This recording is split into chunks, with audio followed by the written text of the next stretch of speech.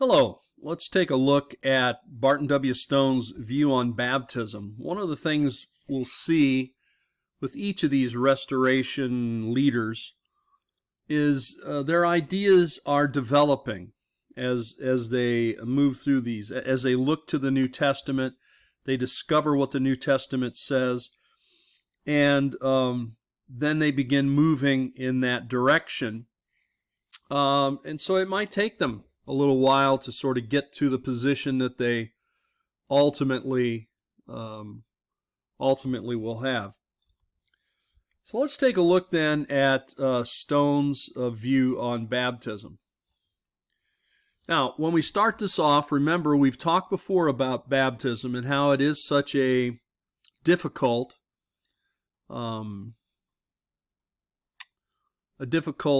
teaching, a difficult doctrine.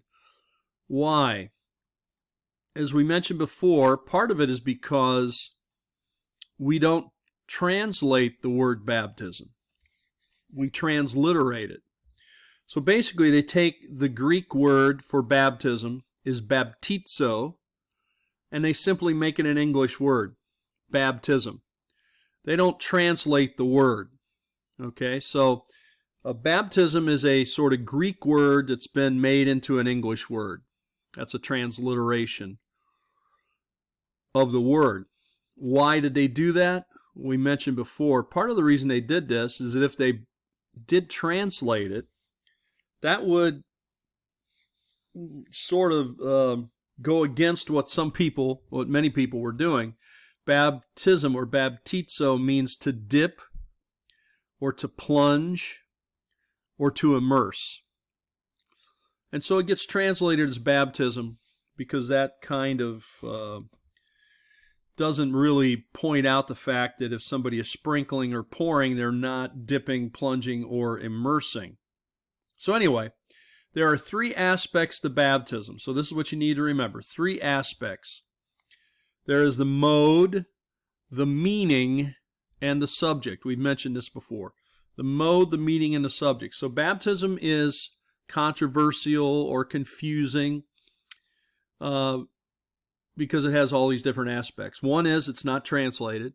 The other thing is that when you talk about baptism, you're really talking about at least three distinct ideas. First of all, the mode. Okay, the mode would be the how. The mode is the how. How will someone be baptized? Okay? The meaning is the why. Why is somebody baptized? That's the meaning. And the subject is the who. Who will be baptized? Who should be baptized? So, who, subject, meaning, why, mode, how. So, mode, meaning, and subject. Okay? The how, the why, and the who. So each one of those becomes problematic. The mode could be three different things. We covered this before, but I'm just going over it now because I think it's important to repeat it. The mode could be by immersion, by sprinkling, or by pouring, typically three different ways that you might see people being baptized. The subject is usually two different kinds. It's either an infant, usually someone very young, a baby, maybe just a few weeks old, or someone who knows what's going on. We might call that a believer, you might call them adults, but this is someone who basically says, I understand that baptism, I want to be baptized, please baptize me. A baby, of course, never does that. So, a baby, usually the parents take the child, and then the baby is sprinkled. Sometimes they call it christened, and then that's their baptism. Now, why do they do it to babies? So it gets pretty involved, but part of it has to do with the idea that they equate it to circumcision, that babies were circumcised And so now babies should be baptized. That's really taking it from the Old Testament rather than the New. And then finally, if we can agree on the mode, that is, let's say immersion, and the subject, that it's somebody who believes, somebody who asks and understands what's going on, then what is the meaning? The meaning is the why. So are you baptized just because it's something you ought to do? It's a commandment? Are you baptized simply because Jesus was baptized? And so, oh, that's his example, so he wants us to be baptized, so I'm going to do it just to be obedient to Jesus, or to show that, I will submit to this? Or is it actually necessary? Is it required? Does it bring salvation? Does it wash away your sins? And you actually become a Christian when you're baptized. Okay, so is it a symbol? Is it an outward sign of an inward work? This is the way it's sometimes described. Or is it something that actually is effective? All right, mode, meaning, and subject. Keep that in mind as we go through this topic. Now, Barton W. Stone, of course, was a Presbyterian. This means he has been sprinkled as an infant himself, and basically everybody he knows has been sprinkled as an adult. All the Presbyterians, pretty much all the Episcopalians, all the Roman Catholics, most all the Methodists, they're all sprinkling infants. Okay, so this subject of baptism then is something he needs to work through. So before Cane Ridge, one of the Presbyterians there, Robert Marshall, he had rejected pedobaptism. Now, pedobaptism is a word that you should learn. Baptism, you already know. Pedo is sort of like pediatric, and this is just another way of saying infant baptism, baptizing a child, a baby. So pedobaptism means someone who baptizes babies, or the practice of baptizing babies. Okay? So Robert Marshall said, no, I'm rejecting this infant baptism, this sprinkling, and I am going to accept believers' baptism, somebody who's got to know what's going on, by immersion. So he's the first one to sort of bring this up in Barton W. Stone's circle.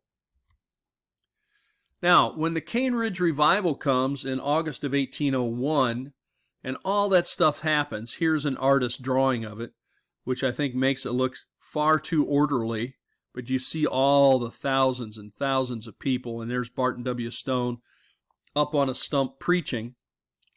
Of course, this created quite a fervor, and of course it got Barton W. Stone and several of those other Presbyterian ministers in trouble because they allowed other people to preach and things like that. So this subject of baptism kind of faded into the background with all the other controversy over Cane Ridge and all the other controversy over the spiritual exercises and revivalism and allowing other people to preach and getting kicked out of the Presbyterian Church. This consumed their time for a while. But basically, I think his point at that time is, well, baptism is not a part of salvation, so I don't need to deal with it right now. It's maybe it's important, but it's not essential. Okay? But when David Purviance, you remember in that stained glass window that we looked at with the signing of the last will and testament of the Springfield Presbytery, we had the 5 Presbyterian ministers, and then we had David Purviance, who came into the group that spring, and he had never been baptized. He had never been sprinkled as an infant. And so when he shows up, he says, well, I've never been baptized. And they said, well, you should be baptized. And so he started to study it about baptism.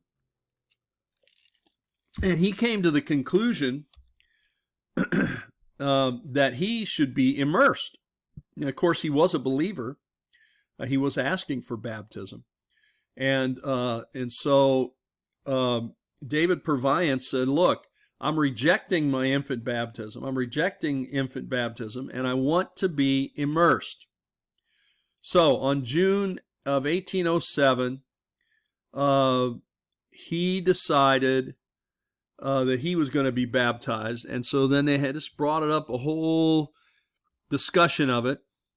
And so basically the idea here was, okay, we'll accept baptism of believers by immersion. We'll accept children who are sprinkled, and we'll just sort of leave it up to the person, the individual. But once the issue was brought up, many of the people who had been sprinkled as infants basically said, we want to be immersed as well. We think that's what it should be. If you look at the examples in the New Testament, for example, all the baptisms that are recorded there are recorded where there is a great deal of water, at a river, let's say. For example, Jesus' baptism is in a river, with John the Baptist. And, you think of the Ethiopian eunuch. He's traveling along, and it says they preached unto him Jesus. And then what does the eunuch say? He says, oh, look, here is much water. What hinders me? What stops me from being baptized? And so then he was baptized. So if you take a look at those examples, you'll see they typically are happening, I think always happening, where there is sufficient water to immerse. Okay? And never say, the guy took out a flask of water and poured it on his head or sprinkled it on his head. Well, anyway, when this happens and now people want to be baptized, they want to be immersed. Barton W. Stone had no practice immersing people. He was a Presbyterian. Presbyterians don't immerse people. So they go to the people that know how to immerse, and that's Baptists. Now, I don't know if you've ever immersed someone, ever baptized someone, but there is a way to do it properly. And by that, I don't mean, just dipping them under the water, which of course you ought to do that.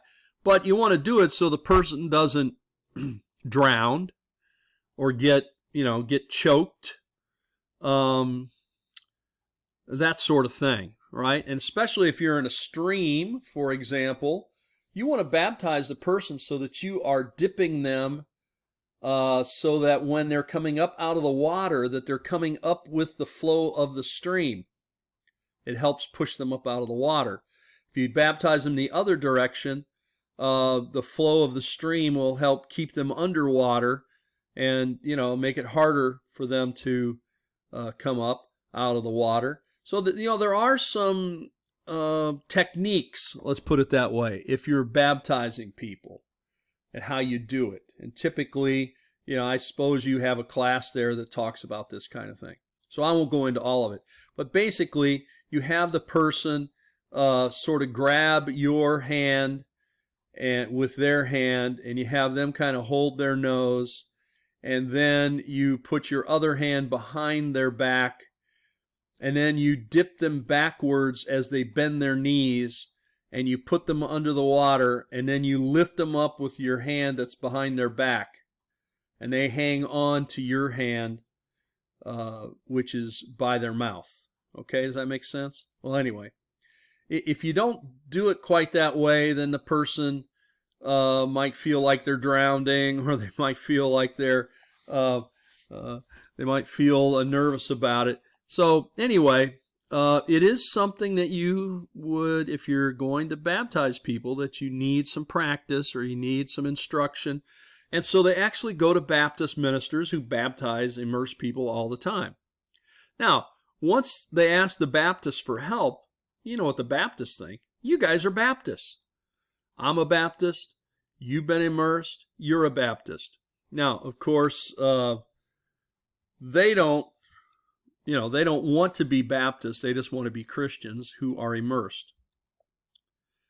So, David Purviance, once Stone gets comfortable with this, in July of 1807, Stone actually immerses Purviance in a creek, in a stream near Cane Ridge. There was a creek called Stoner's Creek, and that's where he was immersed. Stone, at that point, was not immersed. He will be immersed later. He will decide he needs to be immersed. And Stone is going to see the purpose of baptism as forgiveness of sins. He comes to that position. So he needs to be immersed.